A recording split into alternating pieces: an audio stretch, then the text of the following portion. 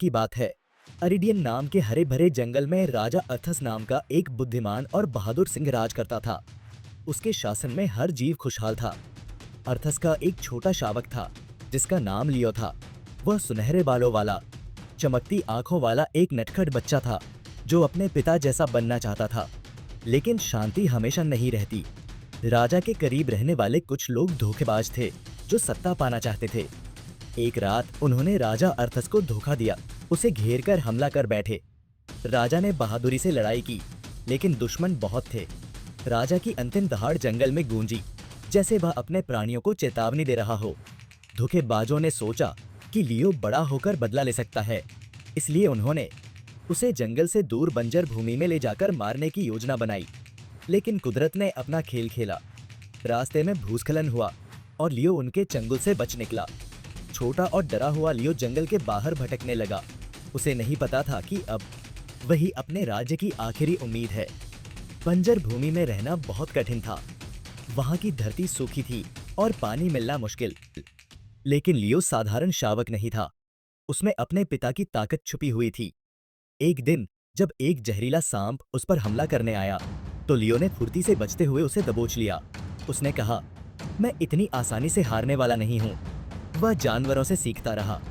एक चालाक मीरकैट ने उसे मिट्टी खोदकर पानी निकालना सिखाया। एक गिद्ध ने उसे समझाया कि कैसे मुश्किल समय में भोजन ढूंढना है।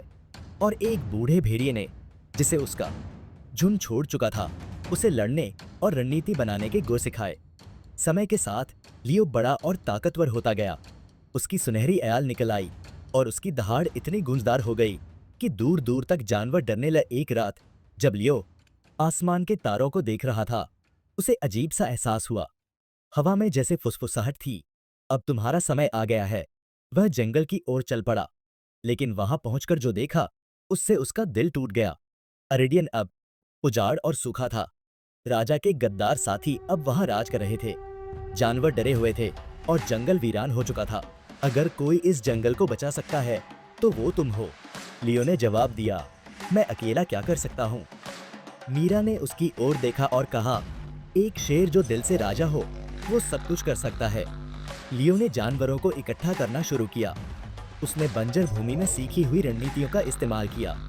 वह गद्दारों पर हमला करता, उन्हें जाल में फंसाता और जंगल में अपनी ताकत का डर फैलाता। लेकिन गद्दारों का नेता, एक दुष्ट शेर स्कारलिन, भी चुप नहीं बैठा। उसने जासूस भेजे और लियो के दल में फूट डालने की कोशिश की। एक रात उसने लियो को धोखे से घेर लिया। उसके साथ हाइना का एक झुंड था। लियो ने जमकर लड़ाई की, लेकिन वे बहुत ज्यादा थे। तभी मीरा और उसके साथी वहां आ गए और हाइना को भगा दिया। मीरा ने कहा, तुमने हम पर भरोसा किया और हम तुम्हें कभी निराश नहीं करेंगे। उस दिन लियो को एहसास हुआ कि वह अकेला नहीं है। वह दिन आ गया जब लियो ने स्कारलिन के खिलाफ युद्ध छेड़ दिया। जंगल के बीच दोनों आमने सामने खड़े थे। स्कारलिन ने कहा, तुम एक छोटे से बच्चे हो जो किस्मत से बच गया। लियो ने जवाब दिया, और तुम एक ऐसा राजा हो जिसने अपने ही लोगों को धोखा दिया। दोनों में भयंकर लड़ाई हुई। स्कारलिन जानता था कि हारने पर सब खत्म हो जाएगा, और लियो यह जानता था कि जीत उसकी जिंदगी बदल देगी।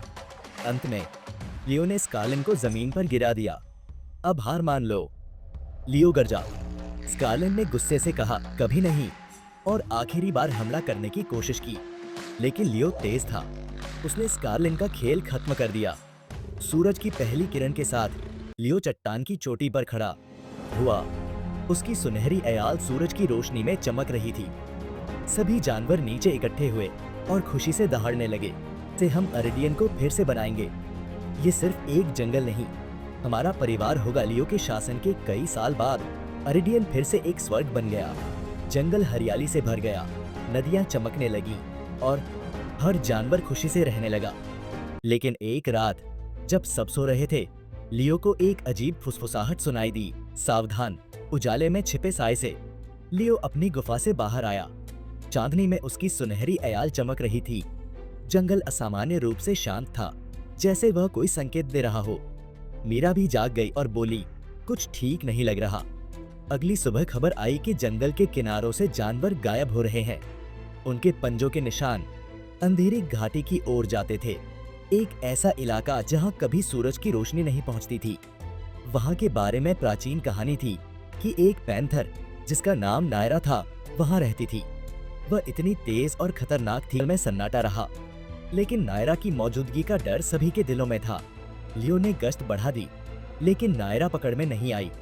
कभी कभी जानवर उसकी हरी चमचमाती आंखों को देखकर डर जाते, लेकिन वह जल्दी ही गायब हो जाती।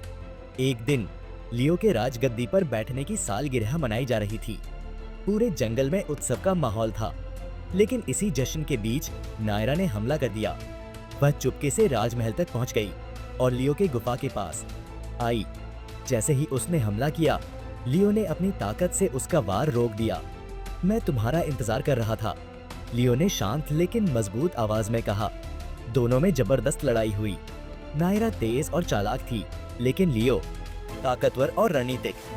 लड़ाई के दौरान नायरा ने एक गहरी बात कही, तुम्हें लगता है कि तुम्हारा शासन सही है, लेकिन सच्चाई यह है कि तुम्हारे जंगल की समृद्धि ने बाकी जंगलों को सूखा कर दिया है। उनके जानवर भूखे मर रहे हैं। लियो चौंक गया। क्या वह सही कह रही थी? इसी सोच ने उसे एक पल के लिए कमजोर कर दिया। नायरा ने इस मौके का फायदा उठाने की कोशिश की, लेकिन तभी मीरा ने उस पर हमला कर दी। लियो और मीरा ने मिलकर नायरा को दबोच लिया। अब तुम्हें सच बताना होगा, लियो ने कहा। अगर तुम्हारी बात सही है तो मैं इसे ठीक करूंगा, और अगर तुम झूठ बोल रही हो तो तुम्हें इसकी सजा मिलेगी। नायरा ने हैरानी से लियो की तरफ देखा। धीरे धीरे उसने सिर झुका लिया और बोली, ठीक है राजा, देखते हैं कि तुम कितने सच्चे राजा हो।